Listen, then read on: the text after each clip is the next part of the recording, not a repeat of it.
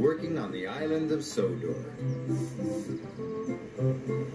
He is new to the railway and is still learning his way around. One morning, he discovered the fishing village. The sun made the water sparkle, and the seagulls called across the harbor. This was Arthur's favorite place. That evening, Sir Topham Hatt came to the sheds.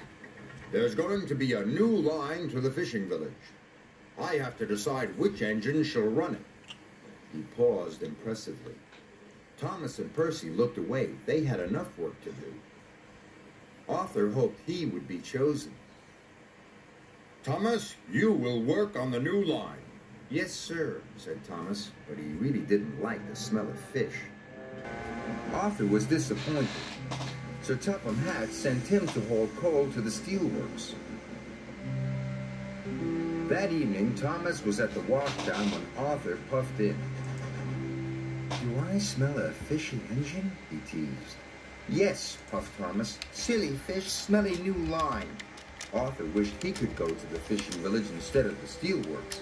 He'd be much happier than Thomas. The next morning, Thomas was still grumpy. The fishermen had caught lots of fish. "Hurry up," said Thomas. "I'm a busy engine." "And a fussy one, too," said the fisherman. "Just enjoy the fresh, salty smell of the fish." "P.U.," puffed Thomas. Thomas steamed as fast as he could along the line. But there was trouble ahead. Some faulty points sent his freight cars one way and Thomas onto the old pier rail. Whoa! The troublesome trucks were delighted.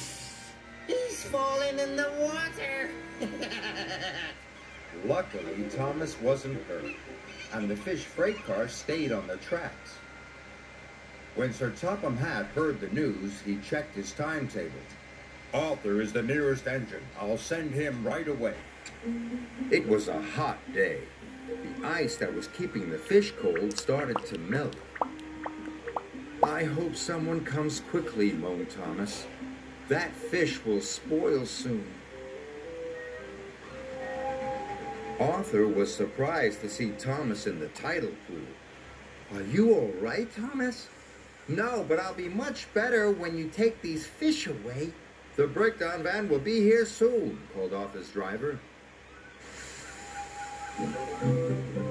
Arthur knew he had to hurry. He raced along the line to the docks and arrived there just in time. Later, Arthur went to see Thomas at the fitter's yard. "Thank you for helping me," said Thomas. "Thank you," said Arthur. "I wish I had the fishing village line all the time." "Well, please tell Sir Topham Hatt, because I don't like fish." That evening, Sir Topham Hatt came to the sheds. "I need an engine to go to the fishing village while Thomas is being repaired," he said. "Any volunteers?" "Me," Arthur blurted out. "And please, sir, may I run on that line all the time? Thomas doesn't like fish, but I do." "Then the line is yours," said Sir Topham Hatt. Arthur was delighted. The next morning, he popped into the fishing village right on time. The smell of fish was everywhere, but he was sure he had the most beautiful line on the island of Sodor.